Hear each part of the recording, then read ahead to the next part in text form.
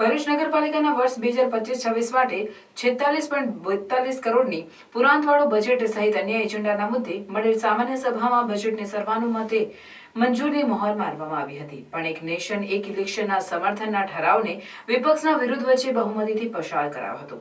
વિપક્ષે તેઓની કેટલીક રજૂઆતોને બજેટમાં સમાવેશ કરાયો ન હોવાનો આક્ષેપ કરી ચર્ચામાં આ મુદ્દા મૂક્યા હતા. ભરૂચ નગરપાલિકાની બજેટલક્ષી ખાસ સામાન્ય સભા પ્રમુખ વિભૂતિબા યાદવની અધ્યક્ષતામાં સભાખંડ ખાતે મળી હતી, જેના પ્રારંભે પાલિકા સભ્ય વિશાલ વસાવાના નિધન બદલ 2 મિનિટનું મૌન પાડી શ્રદ્ધાંજલિ આપવામાં આવી, જે બાદ કારોબારી ચેરમેન હેમેન્દ્ર પ્રજાપતિએ વર્ષ 2025-26નું 46.42 કરોડની પુરાંતવાળું બજેટ રજૂ કરી આંકડાકીય માહિતી આપવા સાથે આ વર્ષે વિવિધ ગ્રાન્ટ હેઠળ રંગ ઉપવન, પંડિત ઓમકારનાથ ઠાકુર કલાભવનનું નવીનીકરણ તેમજ રતન તળાવનું બ્યુટિફિકેશન તેમજ ટ્રાફિક સર્કલ અને રોડના નવીનીકરણ જેવી મુખ્ય બાબતો અંગે જણાવી આગામી થોડા જ દિવસોમાં તેની કામગીરી શરૂ કરી દેવાશે તેમ કહ્યું હતું. તે ઉપરાંત શહેરના પૂર્વ વિસ્તારમાં ફાયર સ્ટેશન પણ આગામી દિવસોમાં કાર્યાન્વિત થઈ જશે તેમજ પાલિકાની નવી બિલ્ડિંગ તેમજ અન્ય માટે પણ જોગવાઈ કરાઈ હોવાનું કહ્યું હતું.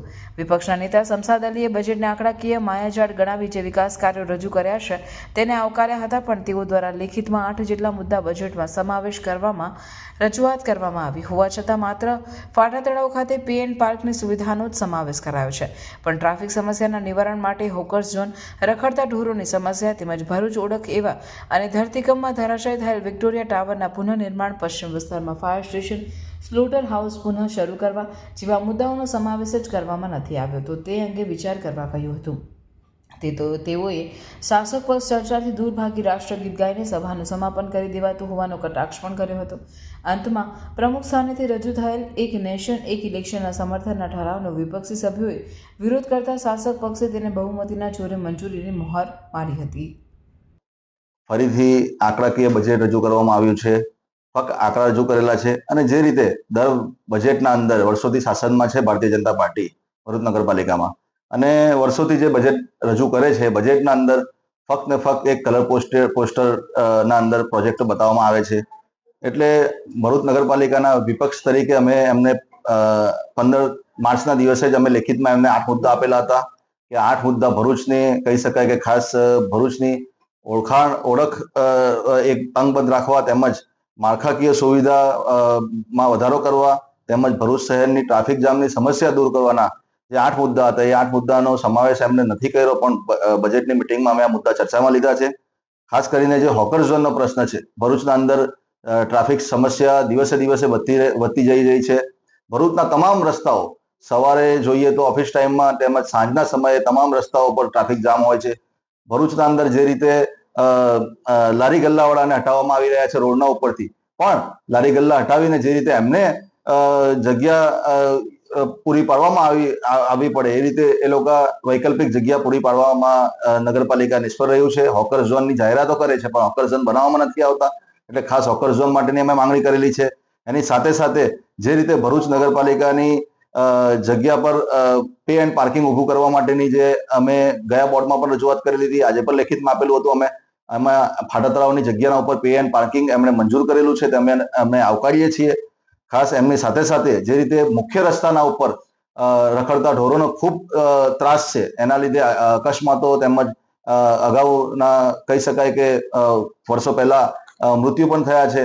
એટલે ખાસ અમે પાંજરાપોળ નવું બનાવવા માટે, ઢોરડબ્બો બનાવવા માટે જે કંઈ પણ ભરૂચ શહેરના અંદર ગૌચરની જગ્યા હોય ત્યાં તાત્કાલિક ધોરણે પાંજરાપોળ બનાવવામાં આવે એવી માંગ કરેલી છે. ભરૂચ શહેરના અંદર જે શહેરની ઓળખ અંગબદ્ધ રાખવા માટે રંગ ઉપવન જે વર્ષોથી કહી શકાય કે આજે ખંડેર હાલતમાં છે. ખૂબ પહેલા હું પોતે નાનો હતો ત્યારે રંગ ઉપવનના અંદર અમે ઘણા કાર્યક્રમોના અંદર અમે ગયા છે, ત્યાં ભાગ પણ લીધો છે. એટલે રંગમંચના કલાકારો માટે પણ આજે જુઓ તો ભરૂચનું પંડિત ઓમકારનાથ હોલ પણ છેલ્લા 6-8 મહિનાથી બંધ છે. ભરૂચના રંગમંચના કલાકારો માટે કોઈ પણ ભરૂચના અંદર ઓડિટોરિયમ હોલ અથવા તો બીજા કોઈ હોલ ઉપલબ્ધ નથી. એટલે રંગ ઉપવનને પણ તાત્કાલિક ધોરણે પહેલીની જે જૂની ઓળખ હતી એ ઓળખ અંગબદ્ધ રાખવા માટે ફરીથી એને રિનોવેટ કરીને ભરૂચનું રંગ ઉપવન બનાવવામાં આવે એ માંગણી કરેલી છે.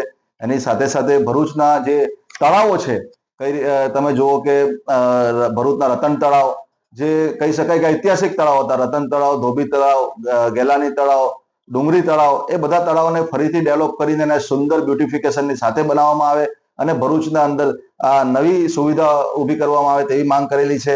ભરૂચ નગરપાલિકાના સિમ્બોલના અંદર મુદ્રા લેખ તમે જુઓ તો વિક્ટોરિયા ટાવરનો છે, જે વર્ષો પહેલા 2001ના અંદર જે ધરતીકંપ આવેલો એના અંદર એ ધરાશાયી થઈ ગયો હતો, પણ આજે પણ એની કહી શકાય કે ઓળખ ભરૂચના સિમ્બોલમાં ઉપલબ્ધ છે, પણ જમીન પર નથી. એટલે વિક્ટોરિયા ટાવર પણ ત્યાં ફરીથી ઊભું કરવામાં આવે અને ભરૂચની નગરપાલિકાની સિમ્બોલિક ઓળખ અંગત રાખવામાં આવે એ માંગ કરેલી છે. એની સાથે સાથે ભરૂચના અંદર માળખાકીય સુવિધાઓના અંદર વધારો કરવા માટે પણ અમે માંગ કરેલી છે કે ભરૂચના પશ્ચિમ વિસ્તારના અંદર ફાયર સ્ટેશન બનાવવામાં આવે, કેમ કે ભરૂચ શહેરનો વિસ્તાર પણ વધી રહ્યો છે દિવસે દિવસે.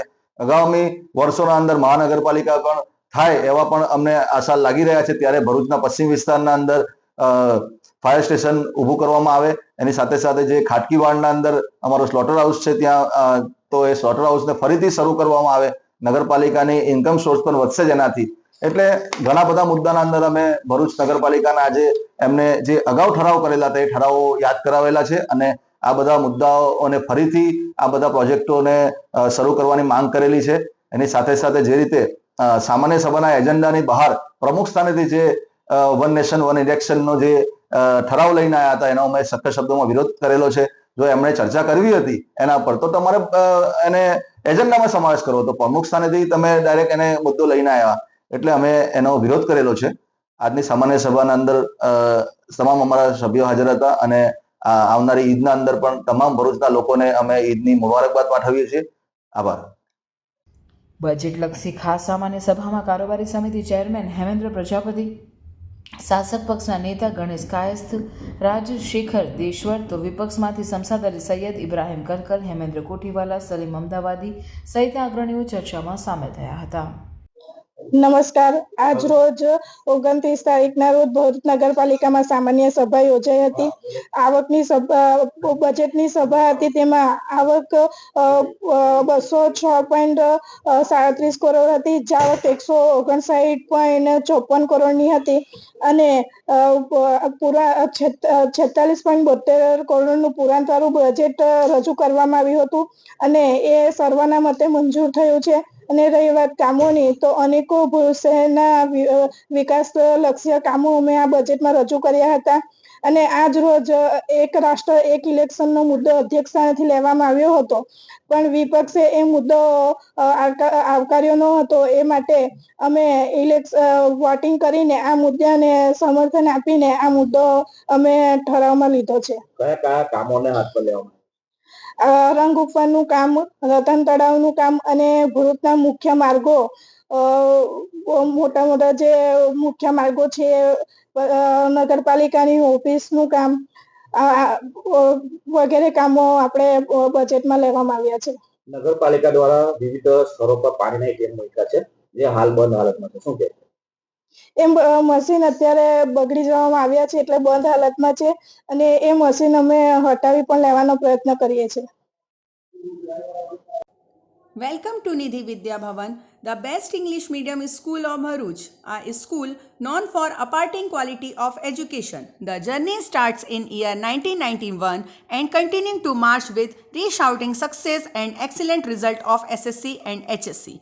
Year after year, our commitment to nurture development of students like science fair, good infrastructure like physics lab, bio lab, chemistry lab and computer lab. The students take part in sport activities, cultural activities, activity-based learning, personal counseling with parents, collaboration with reputed academic for inspiring career of students and providing NEET IIT JEE. Our students achieved various medals in Khel Mahakumbh and dance competition. Also, we celebrate various functions in our school. We have dedicated teachers team. Admissions are open nursery to 12th standard, Gujarat State Board, Bharuch.